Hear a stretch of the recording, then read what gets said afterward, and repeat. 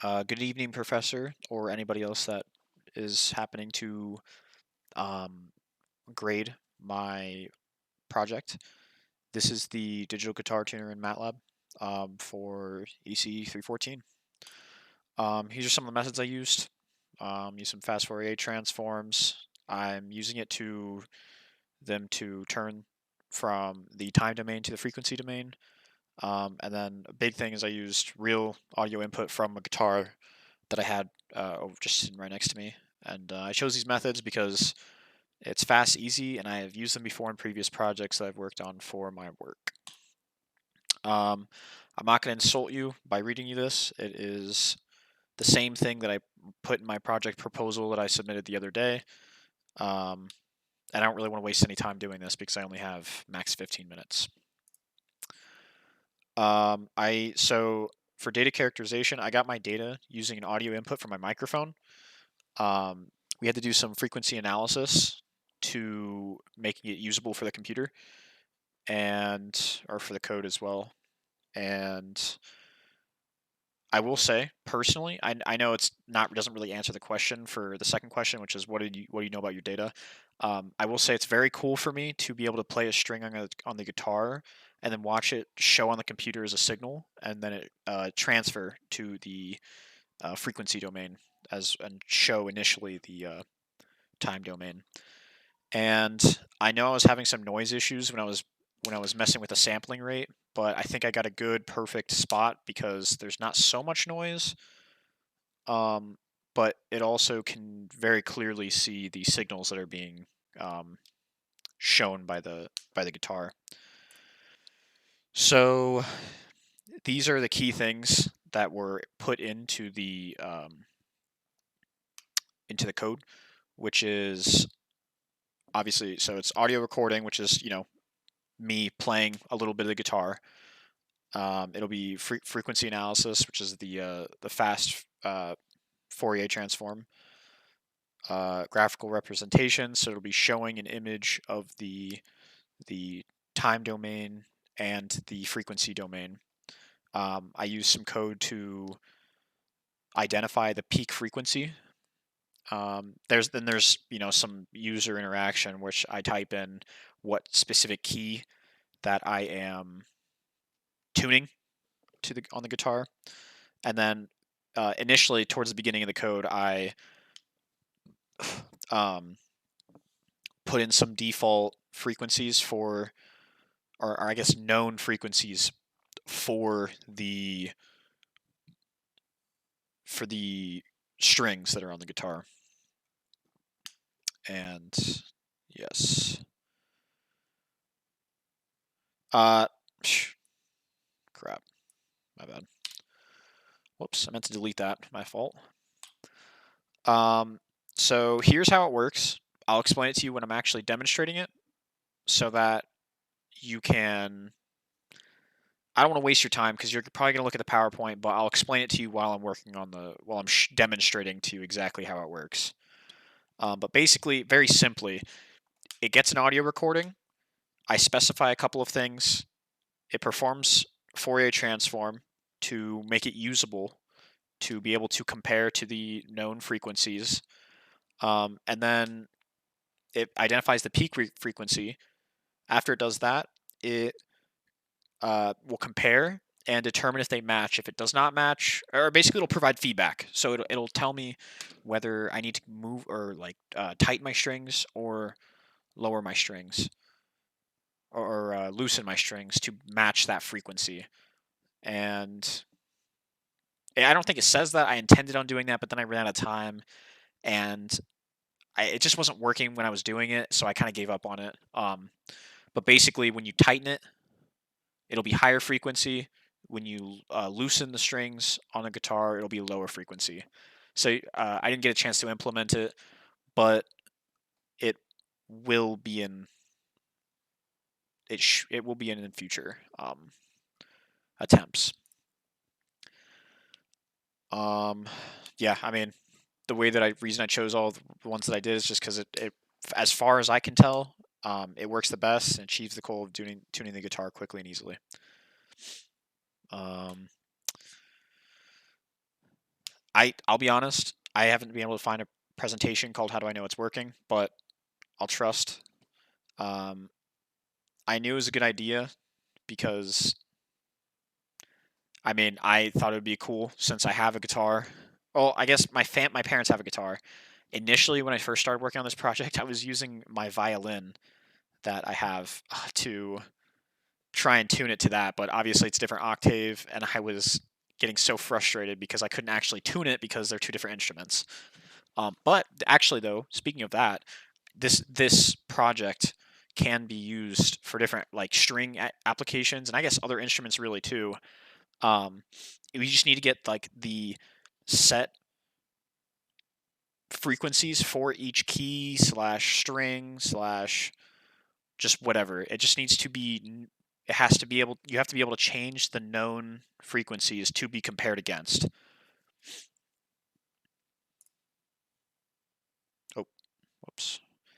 And a big thing that I learned is I actually don't hate coding as much as I thought I did, and it's not so bad. Um, what worked? Okay, I messed here. It's okay. What really worked for me was pretty much I was able to learn that I actually enjoy coding, and what really worked, and pretty quickly actually, was when I decided to use a real audio input to tune the guitar. I was able to find a lot of stuff on how to do that, and it ended up working really quickly, um, and pretty painlessly. I use this microphone that I have on my headset, um, and it's be able to pick up most frequencies. Some of them it gets really weird and does is not. It's just really inconsistent. Um, but I have to say, being able to put all this code together, it worked out really well. And I think what I'll do better next time. Obviously, I'm not so efficient with my words, so because I'm already approaching 7 minutes and 30 seconds. Um, but that and also having a better plan starting out because I was like, okay, well maybe I'll just like play a couple of frequencies or like I'll initialize a couple of frequencies and see if the program can by itself correct and be like, okay, well no, this isn't the right frequency that you typed in. Let's let's raise it or lower it to match this note. But then I was like, wait, I have instruments. Why don't I just try it myself and make an actual tuner that I could use in the future maybe?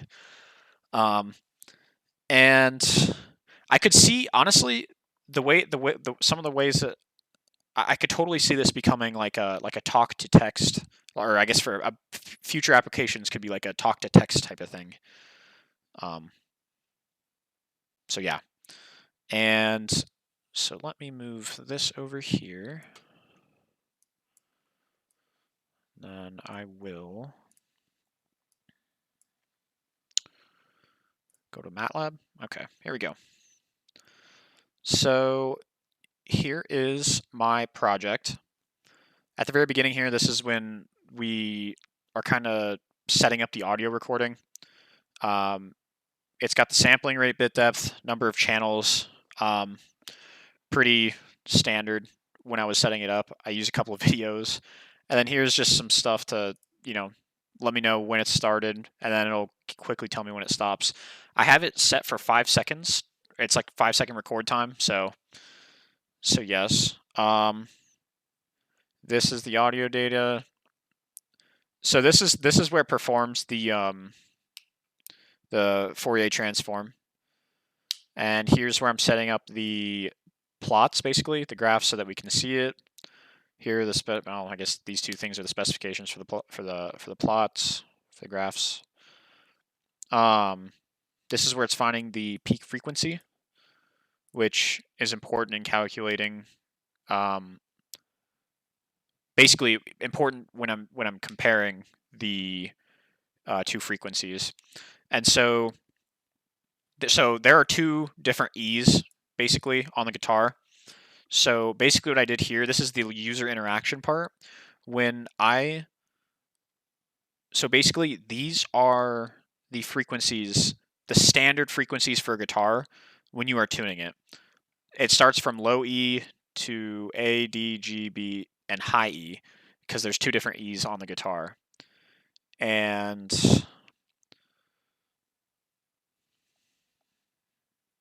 it can change with whatever instrument you use. You just have to obviously specify what note you're, wanting to tune. You'll change, if the first note, say on the violin's a G, instead of all this, you'd do, let's say G, D, A, E, and you'll change the frequencies accordingly to match that,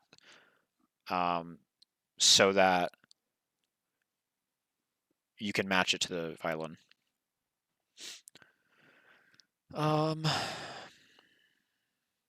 And this is comparing the frequencies. So and then this just prints it all out, and it just tells you whether it's higher or lower than.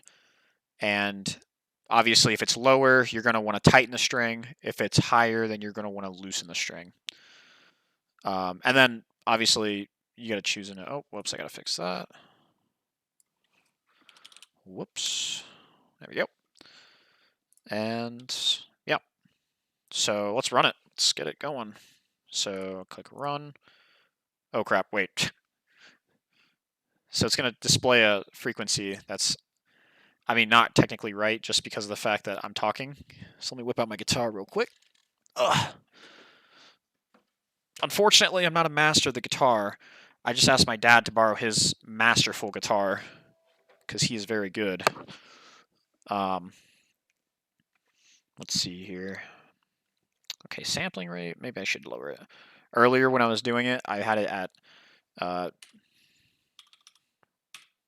5K. I'll do 5K, just so you can kind of see what's going on. Run it. Okay, enter.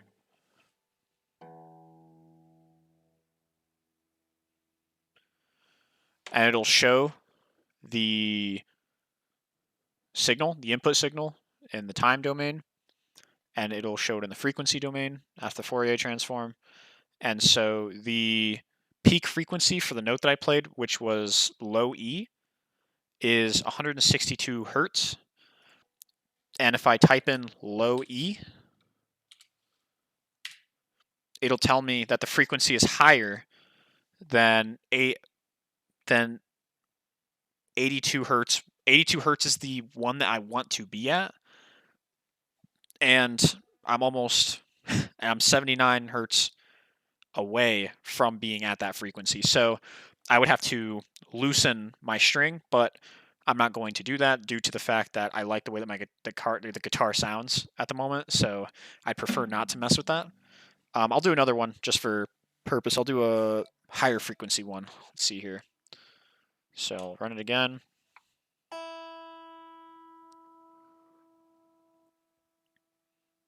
Oh, did the thing. It sometimes glitches out when I talk. We'll try it again. Just enter. Okay.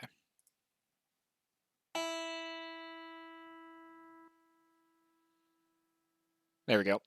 So sometimes when I talk, it glitches out and it doesn't, work properly, but that's okay. So this is the high E, the opposite side, and it's spot on, basically. The standard frequency is 329 hertz, and the one that this guitar emanated was 328 hertz, and so it's only off by 0.8 hertz, which is literally nothing. It's basically perfectly tuned. So yeah, that is my project. I thank you for listening to it, and I hope you have a great winter break, and I appreciate grading this project and taking the time to look at it. Have a great evening, and happy holidays.